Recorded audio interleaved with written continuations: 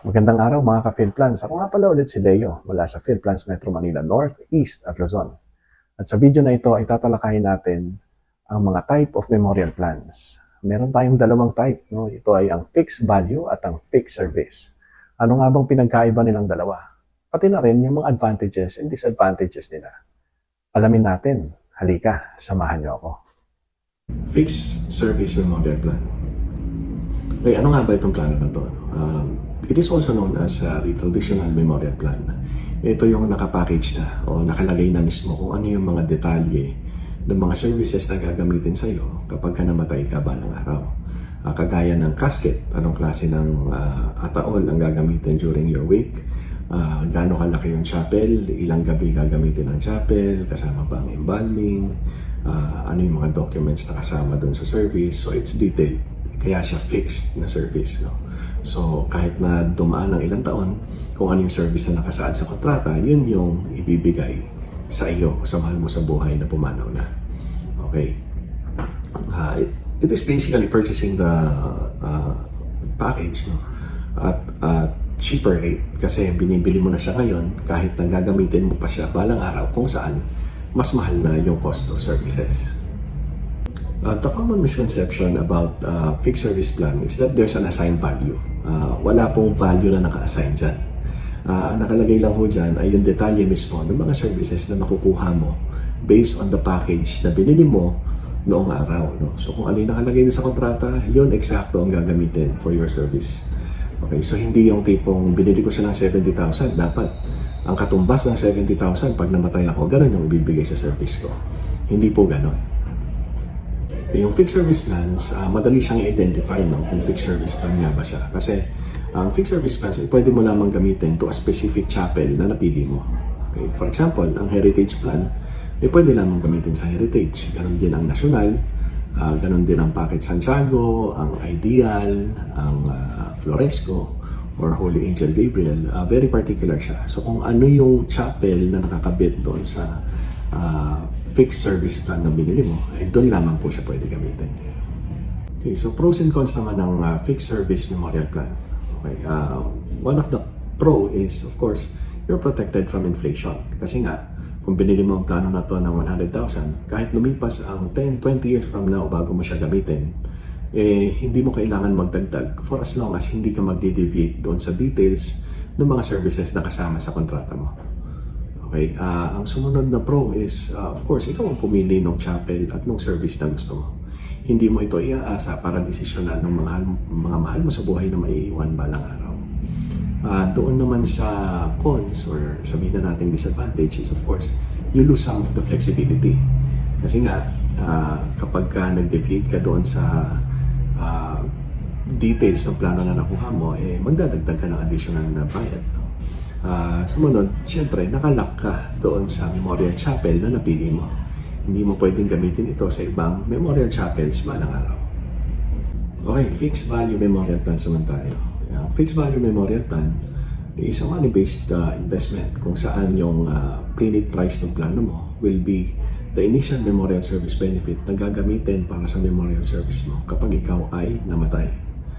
Okay, so ito ay type of investment na lumalago ang value o tumataas ang value over time, usually at a rate of 3% per year starting one plan anniversary after full payment of the plan. Okay, ano pang characteristic ng fixed value na plan? Yung value ng service na gagamitin mo sa iyo ay fixed. Depende kung pang ilang taon na ang lumipas bago ito gamitin o kapag ikaw ay namatay. Ano naman ang advantages and disadvantages ng fixed value memorial plan? For the advantages, una, ay lumalaki ang value ng memorial service benefit mo. Ibig sabihin, kahit lumipas ang 10, 20, or 30 years from now bago ka mamatay, yung memorial service benefit mo, malaki na rin ang value at sapat pa rin para sa mga services na kakailanganin para sa iyo kapag ikaw ay pumanaw na. Sumunod is yung flexibility ng use. Dahil nga fund siya o pondo, no? Pwede itong gamitin para sa full body na wake, or kung i-decide ng pamilya mo na mas convenient ang cremation, pwede rin siyang gamitin for cremation services. Kasi hindi ka nakatali doon sa detailed services na pwede para sa memorial package mo. Okay?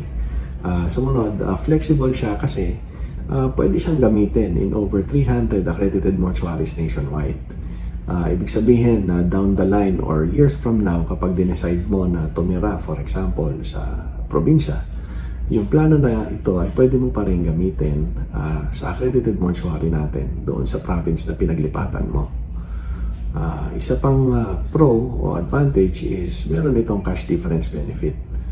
Kung balang araw ay hindi nagamit ang buong value o memorial service benefit ng plan mo, yung difference o yung sukle ay ibabalik sa pamilya mo. Okay?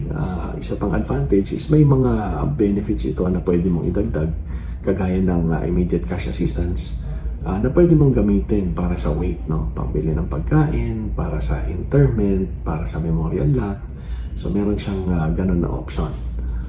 Para naman sa disadvantage, nakikita ko ay of course, your loved one will decide for you. Ibig sabihin, hindi ikaw pumili kung saang chapel ka iboburol at kung magkano at ano yung mga services na gagamitin para sa memorial service benefit mo. Fixed service or fixed value memorial plan. Ano nga ba ang mas maganda sa dalawa? Okay, ang maiksing sagot, depende sa pangangailangan mo. Ikaw ba talaga decided na kung saang chapel o funeral homes mo gustong maservisyohan pag ikaw ay pumanaw na? Yan yung tanong. Decided ka na ba? Gusto mo na ba talaga sa Heritage or sa National? Kung ikaw ay taga Marikina, gusto mo na ba kay Packet Santiago? Kung ikaw naman ay taga Kamanaba, gusto mo na ba kay Floresco? Kung taga Pangasinan ka, gusto mo na ba sa Funeraria Ideal? Kung taga-vegan ka naman, gusto mo na ba talagang maservisyohan ng Holy Angel Gabriel balang araw pag ikaw ay pumanaw na? Okay, so yan yung mga tanong na dapat mong sagot. Kung ikaw ay decided na doon sa chapel na gusto mo na mag-service sa iyo pag ikaw ay pumanaw na, ang piliin mo ay fixed service memorial plan kasi ito ay specific doon sa mga chapels na nabanggit ko kanina. Kung ikaw naman ay hindi pa nakakapag-decide, hindi mo pa alam, full body ba ang gusto ko? O gusto ko ba cremation? Ang kunin mo ay fixed value memorial plan. Kasi it gives you the flexibility to choose, no, or your family to choose balang araw kung full body wake ba or cremation ang gagawin para sa iyo. So, ang importante, regardless kung ano yung mapili mo, ang pinaka-importante talaga ay meron kang plano. Kasi hindi natin gusto na ipasa yung burden sa mga mahal natin sa buhay na may iwan kapag tayo ay pumanaw na. Muli, si Leo po ito mula sa PhilPlans Metro Manila North, East at Luzon. Makita-kita tayo ulit sa susunod na video. Maraming salamat po.